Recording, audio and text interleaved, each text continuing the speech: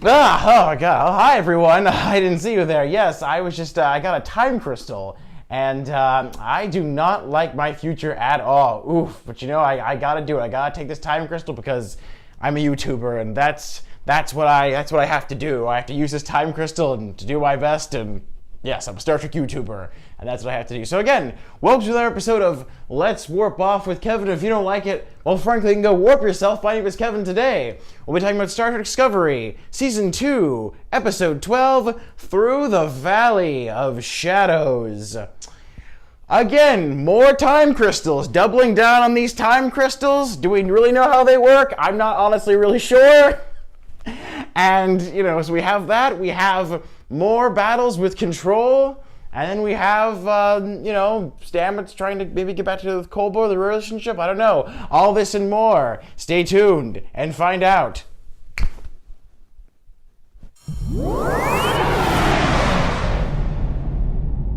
So we have a couple plots going on this episode. So we'll start off with the Michael and sort of Spock plot. Essentially, they find that Spock and, you know, Michael want to go after, you know, this sort of the Section 31 in order to find Control, the Section 31 ship.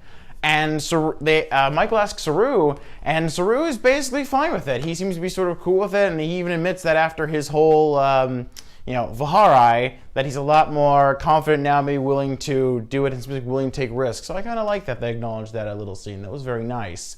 And again, as Spock and Michael go in the shuttle, they find a great scene with all these floating dead bodies. So many frozen dead bodies at once. Maybe the most dead bodies you've seen in Star Trek like this in space, at least in space anyway. And they find a crew member. That appears to be, his name is Gant. And they even show a flashback of him for a second. Apparently he was on the Shinzo, which I'm like, oh, okay, I didn't even recognize that at all. I'm surprised they did that, actually. But that was fine. I guess that was cool, but I was very surprised they did that. Like, oh, it's someone that Michael knew previously when she was on the Shinzo. So I thought that was a nice little Easter egg thing, I guess. And of course, as they're talking and as they're continue talking again, he sounds a lot more mechanical. Sounds a lot more evil and sinister. Oh, it's not actually Gant at all, that beloved character we knew from episode 1 who we saw first screen on a second. No, it turns out it is Control, or as I like to call it, the C-1000. Because to me, as Michael's shooting this thing and it's shooting stuff, I just got all these T-1000 vibes from Terminator 2.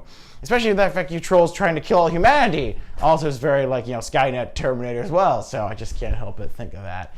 And then, of course, during all of that, they finally stop the C-1000, at least temporarily, by using the magnets of the floor.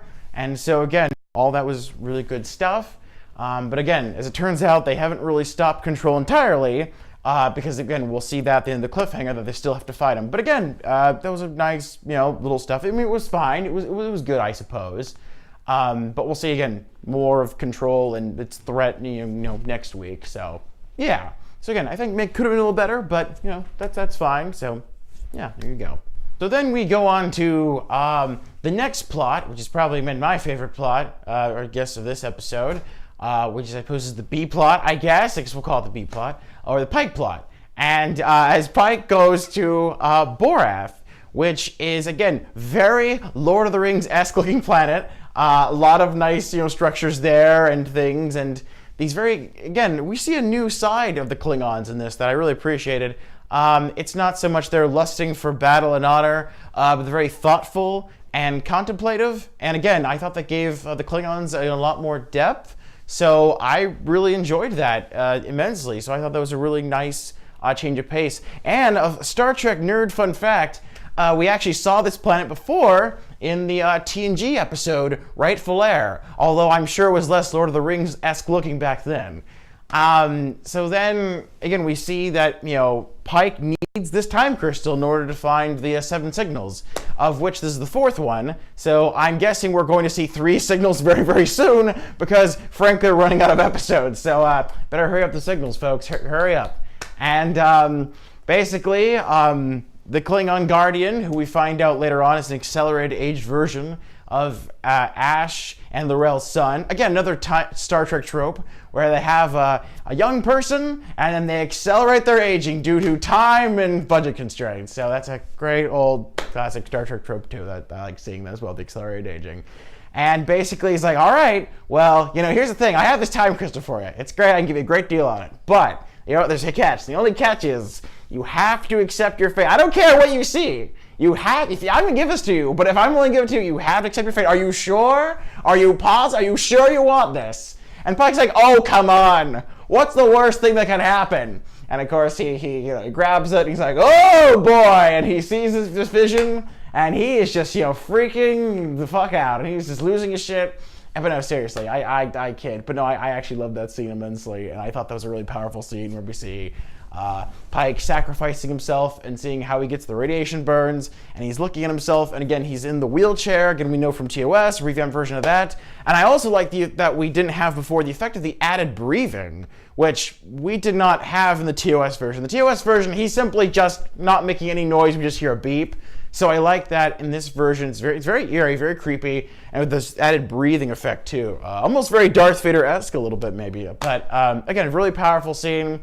And then after he sees that, he knows that he basically gives this great speech about, you're a Starfleet officer, you have to do this. And I was really moved by that, actually, a really powerful scene. And actually, one of my favorite scenes, might be my favorite scene this whole season, actually. Because again, I just want to read a quick comment here a little bit in the STSP episode thread regarding, I think, why that scene works so well. Okay. So Robin Caceres wrote in the STSP episode thread saying that in TOS, we never really got a sense of essentially who he was at all, really. And then now that Discovery has given us this, and then we know more about him, we learned about him, we care about him, now that we already knew his fate before, ever since we first saw him on screen in Discovery, but now that, again, we know who he is, it makes him a lot more tragic, makes him a lot more tragic figure, and a lot more emotional. And the fact that Pike knows it too. We always knew what was going to happen to Pike, but Pike never knew.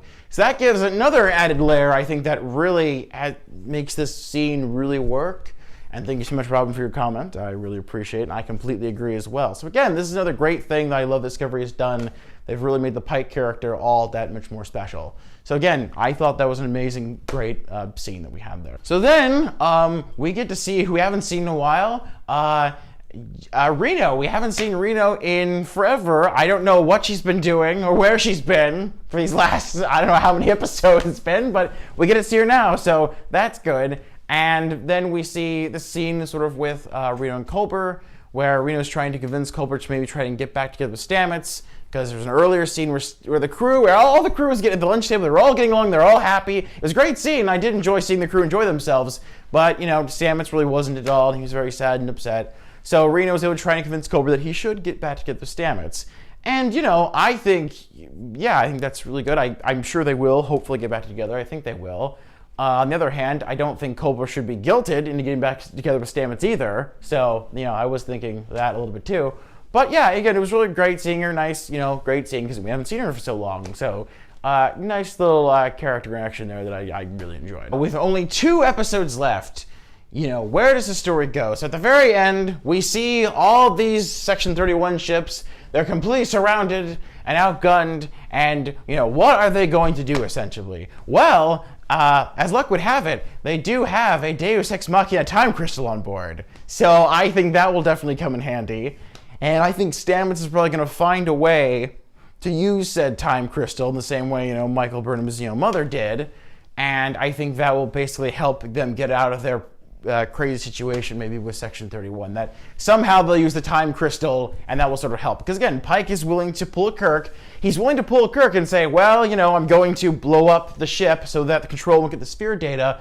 But as we saw in the short treks, Calypso, we see that Discovery is still around, and that takes place basically 1,000 more years in the future.